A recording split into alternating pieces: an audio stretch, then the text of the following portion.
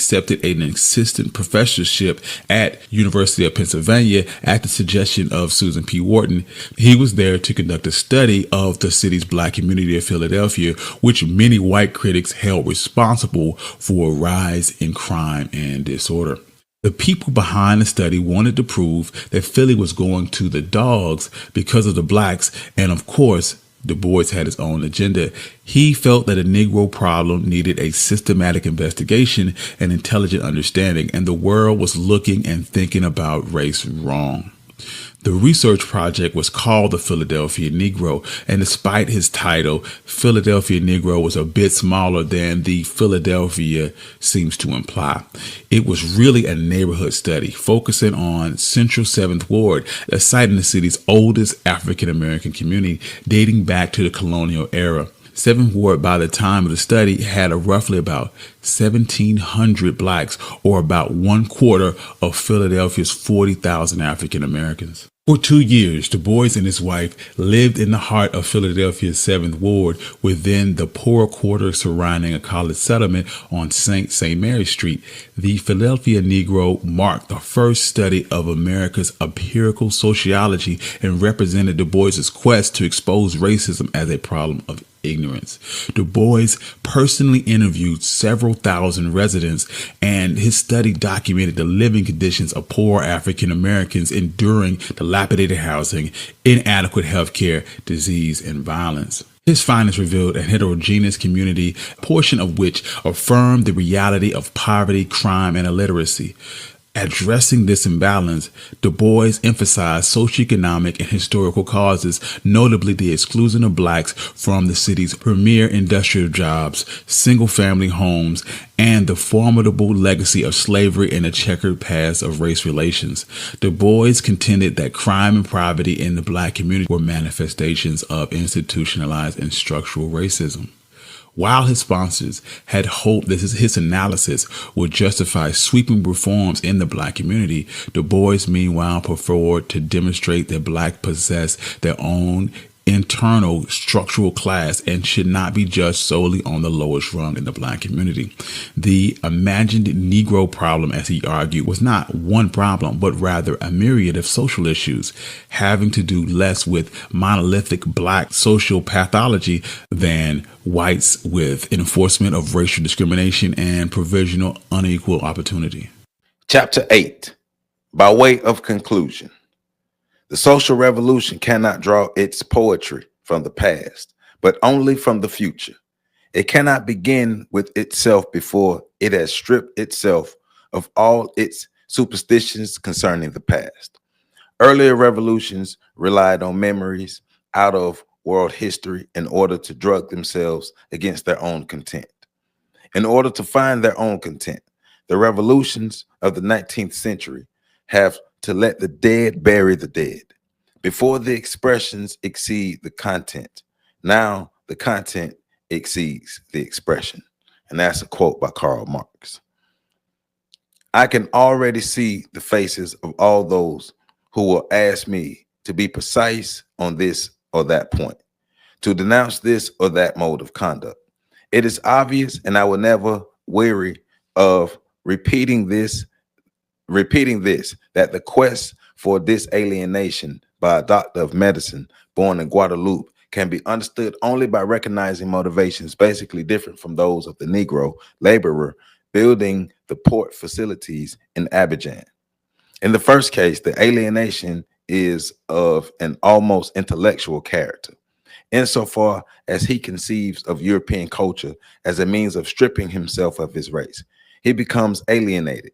In the second case, it is a question of a victim of a system based on the exploitation of a given race by another, on the contempt in which a given branch of humanity is held by a form of civilization that pretends to superiority. I do not carry innocence to the point of believing that appeals to reason or no respect for human dignity can alter reality. For the Negro who works on the sugar plantation in Lee Robert, there is only one solution: to fight. He will embark on this struggle, and he will pursue it not as the result of a Marxist or an idealistic analyst, but quite simply because he cannot convince He cannot conceive of life otherwise than in the form of a battle against exploitation, misery, and hunger. It would never occur to me to ask these Negroes to change their conception of history. I am convinced, however, that without even knowing it, they share my views, accustomed as they are to speaking and thinking in terms of the present. The few working class people whom I had the chance to know in Paris never took it on themselves to pose the problem of the discovery of a Negro past. They knew they were black, but they told me made no difference in anything, in which they were absolutely right. In this connection, I should like to say something that I have found in many other writers. Intellectual alienation is a creation of middle class society. What I call middle class society is any society that becomes rigidified in predetermined forms, forbidding all evolution, all gains, all progress, all discovery. I call middle class a closed society in which life has no taste, in which the air is tainted, in which ideas and men are corrupt. And I think that a man who takes a stand against this death is in a sense of a revolutionary. The discovery of the existence of a Negro, the discovery of the existence of a Negro civilization in the 15th century confers no patient of humanity on me. Like it or not, the past can in no way guide me in the present moment. The situation that I have examined, it is clear by now. It is no classic one. Scientific objectivity has barred to me for the alienation. The neurotic was my brother, my sister, my father. I have ceaselessly striven to show the Negro that in a sense he makes himself abnormal, to show the white man that he is at once the perpetrator and the victim of a delusion. There are times when the black man is locked into his body. Now, for a being who has acquired consciousness of himself and of his body, who has attained to the dialectic of subject and object, the body is no longer a cause of the structure of consciousness. It has become an object of consciousness. The Negro, however sincere, is the slave of the past. None is less I am a man, and in this sense, the Peloponnesian War is as much mine as the invention of the compass. Face to face with the white man, the Negro has a past to legitimate, a vengeance to exact. Face to face with the Negro, the contemporary white man feels the need to recall the times of cannibalism. A few years ago, the Lion branch of the Union of Students from overseas France asked me to reply to an article that made jazz music literally an eruption of cannibalism into the modern world. Knowing exactly what I was doing, I rejected the premises on which the request was based, and I suggested to the defender of European purity that he cure himself of a spasm that had nothing cultural in it. Some men want to fill the world with their presence. A German philosopher described this mechanism as the pathology of freedom. In the circumstances, I did not have to take up a position on behalf of Negro music against white music, but rather to help my brother to rid himself of an attitude in which there was nothing healthful. The problem considered here is one of time. Those Negroes and white men will be disalienated who refuse to let themselves be sealed away in the materialized tower of the past. For many other Negroes, in other ways, this alienation will come into being through their refusal to accept the present as definitive. I am a man, and what I have to recapture is the whole past of the world. I am not responsible solely for the revolt of Santo Domingo. Every time a man has contributed to the victory of the dignity of the spirit, every time a man has said no to an attempt to subjugate his fellows, I have felt solidarity with his act. Happy Monday. Happy Monday. Happy Monday. Welcome back to On the Shoulders of Giants. I am Joseph Ward, continuing my reading of Frantz Fanon's amazing book, Black Skin, White Mask. This is chapter 8, the final chapter, and this chapter is titled By Way of Conclusion. And we are wrapping this book up, and basically Fanon is summing everything up, his analysis on how Black people are socialized and studied within the system of white supremacy by white supposed professionals and scholars and scientists and doctors and things, right? And so this is his conclusion of what's actually happened to the Negro and how the Negro is existing within these environments. Of course, we have our chapter focus, right? We have our key points. Of course, we have Fanon's main argument and then the closing thought for the video. This is not a long chapter, so this video may not be long, but of course, we're going to get it in. So, of course, we start with our chapter focus, but before we get into the chapter focus, make sure you hit that like button, comment, subscribe, and share. Like I said before, I believe YouTube is doing the shadow banning, so help me break through the shadow ban and make sure you have that notification bell on. Also, how about every day at 1 o'clock, you just go to the channel and look for the new video. Every day at 1 o'clock, it's going to be a new video. So just go to the channel and look for the new video every day at 1 o'clock, in addition to hitting that notification bell, hitting that like button, comment, subscribe, and share. So with that being said, let's go ahead and get into this chapter focus, right? So in this, it says, Fanon summarizes his arguments about how racism and colonialism shape Black identity. Then makes a call for the creation of a new humanism beyond race and colonial categories.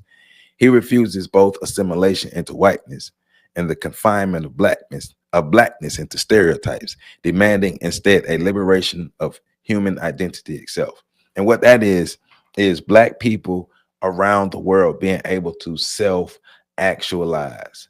But I do believe in order to fully do that, to truly self-actualize in a healthy way, the system of white supremacy has to either come to a total end, or we have to be able to be outside or in a safe space from the system of white supremacy so we can actually self-actualize. And I don't think it may not happen in any generations near, right? But because I think we have to have a couple generations in of where we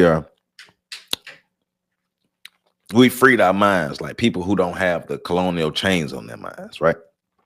And if the colonial chains have been taken off, then I think that's when true self-actualization can happen. But also, going back to the opening video, I do believe that we need more Black mental health experts who are very knowledgeable, know what they're doing, to be examining Black people and the system of white supremacy.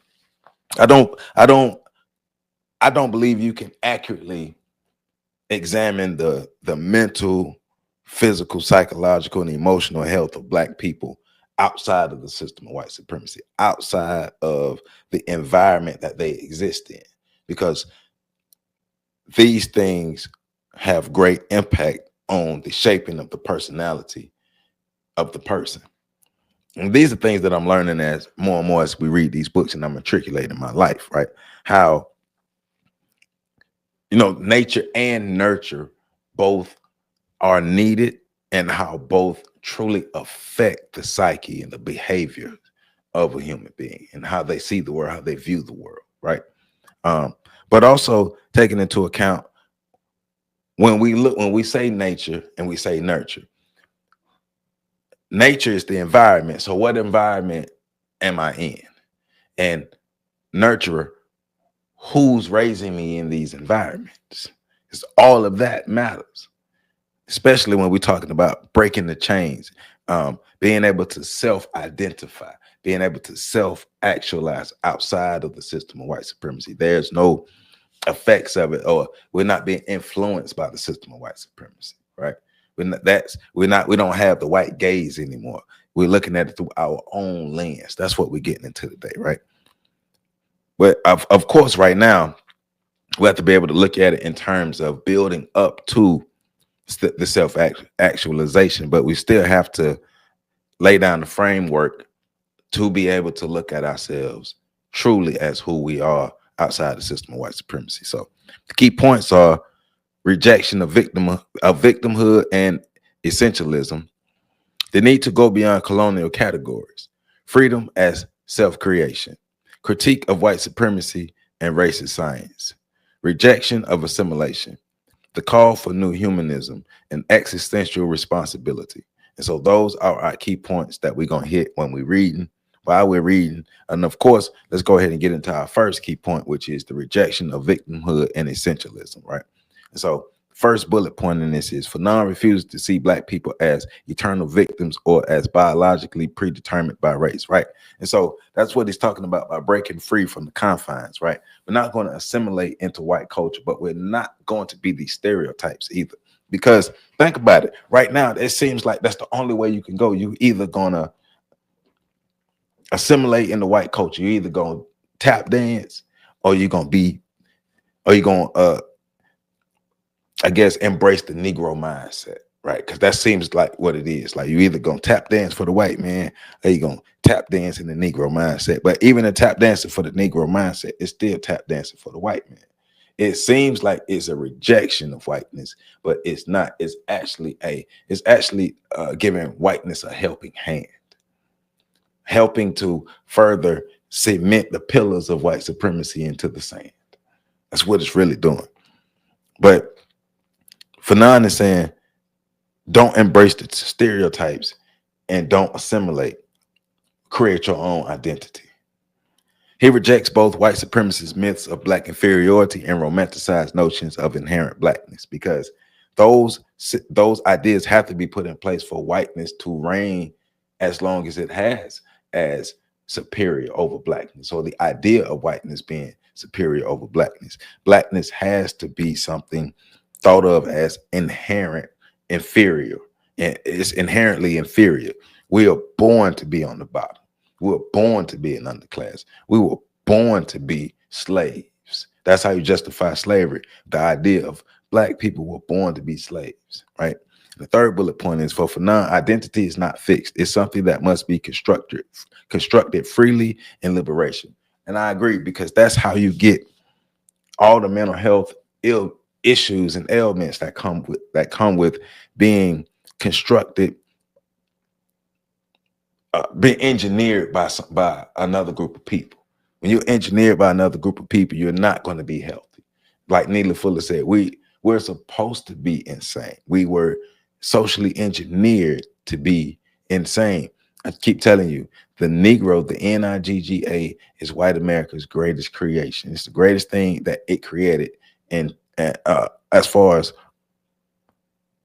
on our end, to help cement the system of white supremacy, to create the mindset of the Negroes to be destructive, and to help cement the system of white supremacy. All right, so let's get back into the reading. And I'm picking up on, this is page 226, the second to the last paragraph, where it says, in no way. All right. In no way, and make sure you hit that like button too. Hit that like button, comment, subscribe, share. Please hit that like button. Make sure that notification bell on. In no way should I derive my basic purpose from the past of the peoples of color. In no way should I dedicate myself to the revival of an unjustly unrecognized Negro civilization. I will not make myself the man of any past. I do not want to exalt the past at the expense of my present and of my future. It is not because of the Indo-Chinese had discovered a culture of its own that he is in revolt. It is because, quite simply, it was in more than one way becoming impossible for him to breathe. When one remembers the stories with, when one remembers the story with which in 1938, old regular sergeants described the land of pastries and rickshaws, of cut-rate boys and women, one understands only too well the rage with which the men of the Viet Minh go to battle. The acquaintance of whom I served during the Second World War recently returned from Indochina. He has enlightened me on many things. For instance, the serenity with which young Vietnamese of 16 to 17 faced firing squads. On one occasion, he told me we had to pum from a kneeling position. The soldiers' hands were shaking in the presence of those young fanatics. Summing up, he added, the war that you and I were in was only a game compared to what's going on out there. Seen from Europe, those things are beyond understanding. There, and those who talk of the so-called Asiatic attitude toward death. But these basement philosophers cannot convince anyone. This Asiatic serenity, not so long ago, was a quality to be seen in the bandits of Vercors and the terrorists of the resistance. The Vietnamese who died before the firing squads are not hoping that their sacrifice will bring about the reappearance of the past. It is for the sake of the present and of the future that they are willing to die. It is for the sake of the present and of the future that they are willing to die. If the question of practical solidarity was a given past ever arose for me, it did so only to the extent to which I was committed to myself and to my neighbor to fight for all my life with all my strength, so that never again would the people on the earth be subjugated. It was not the black world that laid down my course of conduct. My black skin is not the wrapping of specific values. It is as long time since the stark sky that took away Kant's breath revealed the last of its secrets to us, and the moral law is not certain of itself. As a man, I undertake to face the possibility of annihilation in order that two or three truths may cast their eternal brilliance over the world. Sartre has shown that in the line of an unauthentic position, the past takes in quantity, and when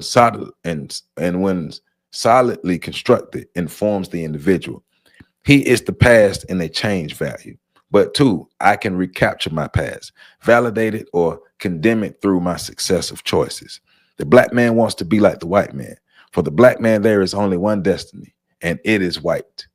Long ago, the black man admitted the unarguable superiority of the white man, and all his efforts are aimed at achieving a white existence. I have no other purpose on earth than but to avenge the Negro of the 17th century. In this world which is already trying to disappear, in this world which is already trying to disappear, do I have to pose the problem of black truth?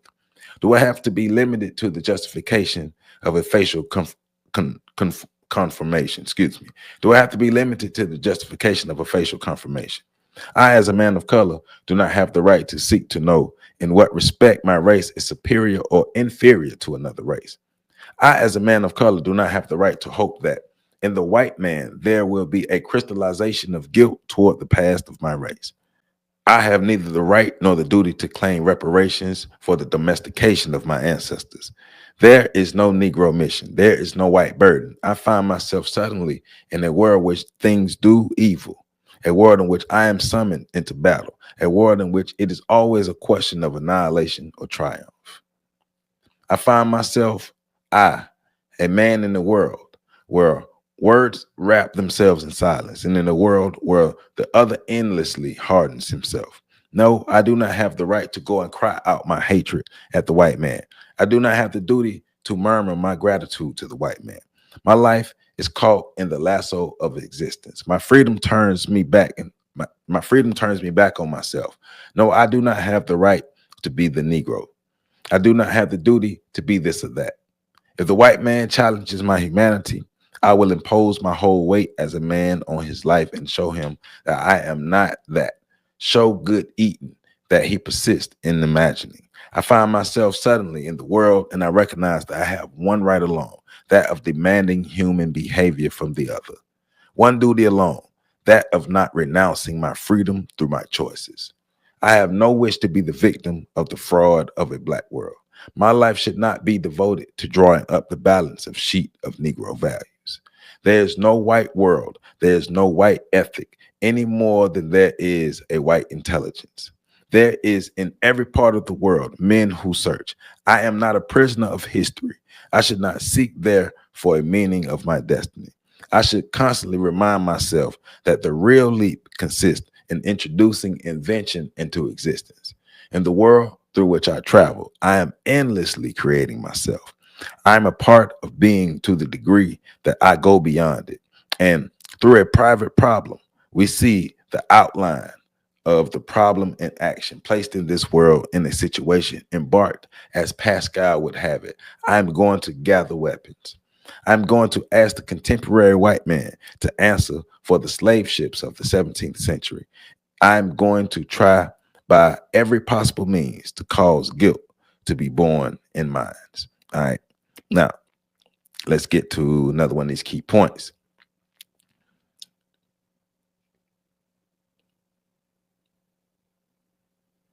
So the next one is the need to go beyond colonial categories, right? the next bullet point. Colonialism created rigid categories of black and white that distort human relationships, because it's like white is good, black is bad. White is on top, black is on bottom. Everything else in the middle is not white, but it ain't black. So you better than black. So black is the worst thing that you could ever be. And it categorized us in this way to remember to justify slavery. Fanon argues that true liberation requires dismantling these categories, not simply reversing them. And I agree. And that goes with dismantling the system of white supremacy.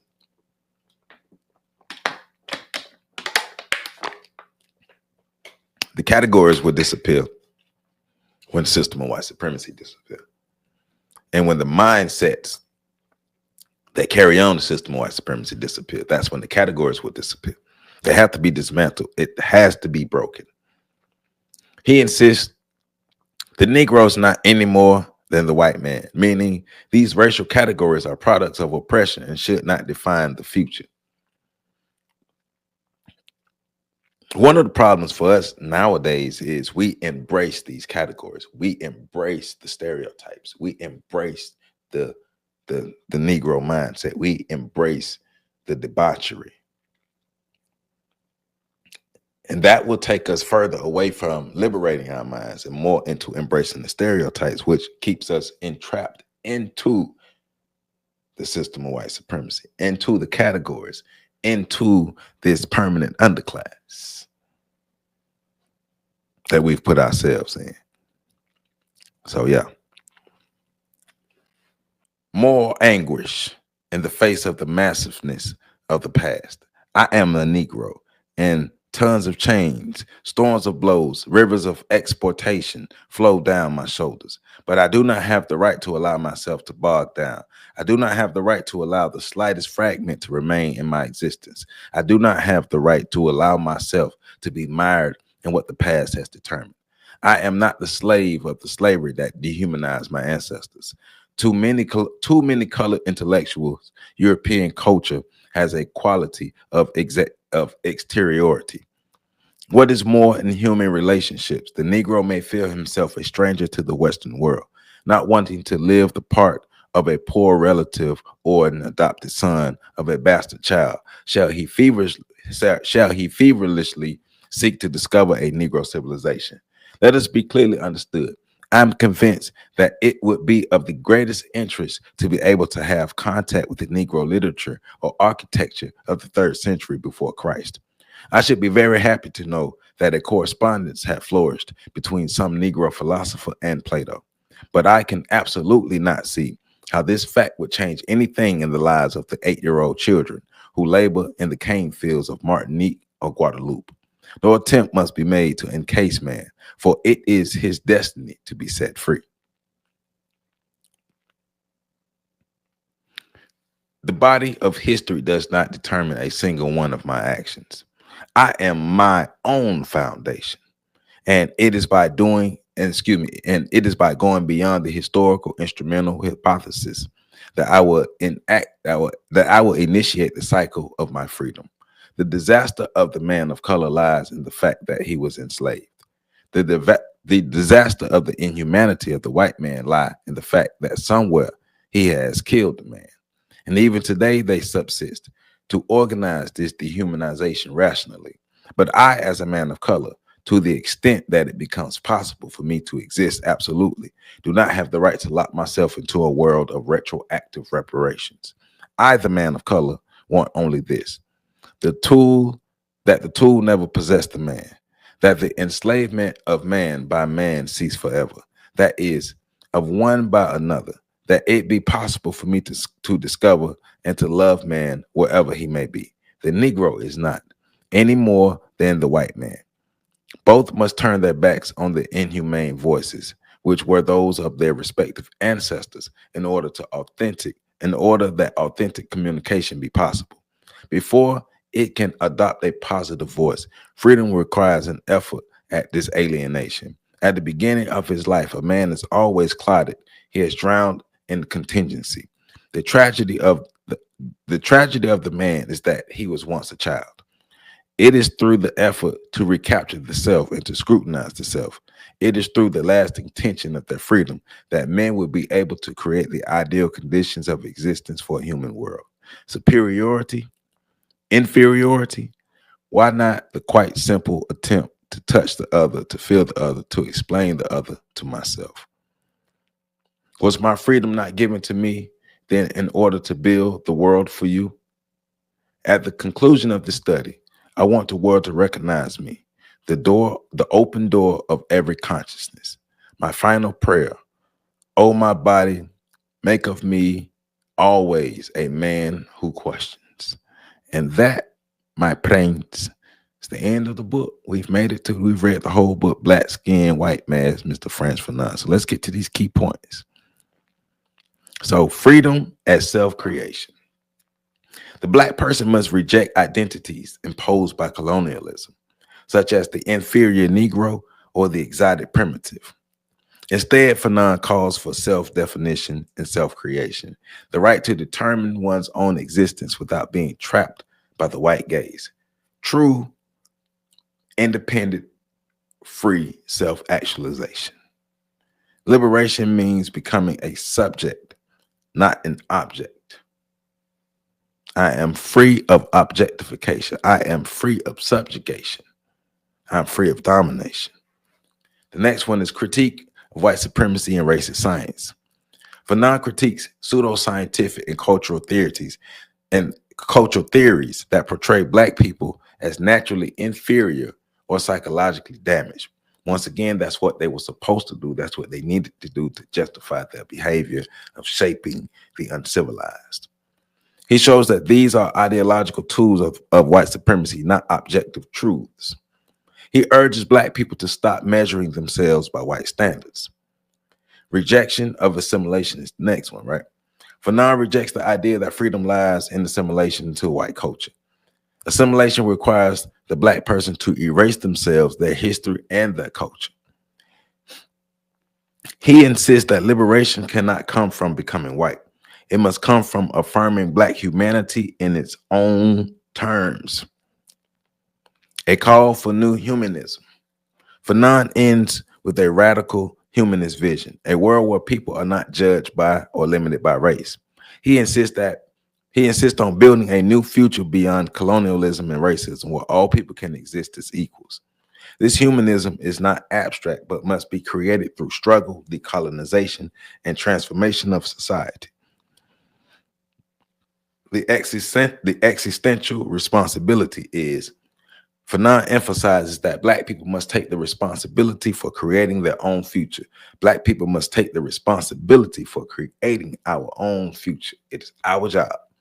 He refuses to let colonialism or racism define destiny, or even any Black destiny will not be defined by white supremacy.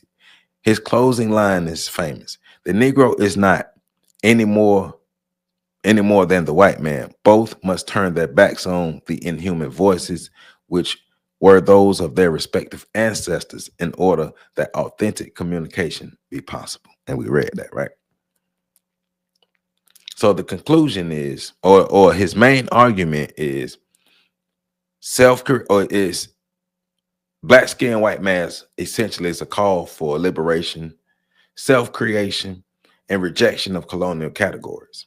Fanon refuses both assimilation and racial essentialism, insisting that freedom lies in building a new humanism beyond race and colonial domination. The closing thought is, after analyzing the psychological damage of colonialism, Fanon refuses despair and insists on hope, struggle, and creation of a new humanity. For Fanon, liberation is not only about Black people escaping racism, it is about the world escaping the prison of white supremacy and becoming fully human, absent of the system of white supremacy. So in essence, all human beings becoming fully human, meaning rejecting the system of white supremacy and going against all those who embrace the system of white supremacy. Well, my friends, that is chapter 8. That is the end of Frantz Fanon's book, Black Skin, White Mask. Make sure you get your copy if you haven't. The link is in the description for you to get your copy. And this chapter goes from page What is these? Page. What page is this? I don't know what page this is. Oh, 250. So page 250. It ends on 250. And this chapter starts on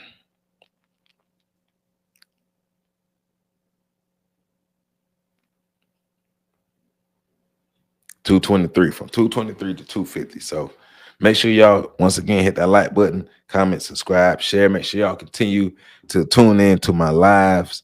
I appreciate y'all for tuning in to the lives. Thank you all for tuning in to all my videos, all the shorts and everything, for helping this channel grow. So make sure you continue to check out everything that we got going on. Let me see about my top comments. Because YouTube, I got this feature. YouTube give me top comments. I mean, community spotlights. And so, once again, let me see.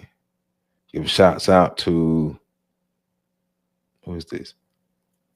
Anne Marie Matumbo, Christine Williams, Ursa Mahan Worlds, President 48th United States, Cortez White, D. Stevens 100, Battle Genja, Cyriel, Nikki, Complex Mind, Simple Man, Christopher Parker, Michael Clark, Emmett Hobley, Thomas Crown, Rodman. I got some new members. That's what I meant. That's what I want to do. I want to give a shout out to my new members. I had a new member, so I got to give him a new member a shout out. Rod Riley. My main man, Rod Riley. Welcome to the On the Shoulders of Giants family. Thank you for becoming a member of this channel. I greatly appreciate it. So y'all make sure y'all continue to tune in, support, and remember, I'm putting the post is up. The post is up for you to pick the book that we read next, and it's gonna be a good one. So let's make it happen, man. Let's continue to move forward, and I appreciate you all's help in helping me get towards 100,000 subscribers. Let's go. Let's do this. Peace out. We out.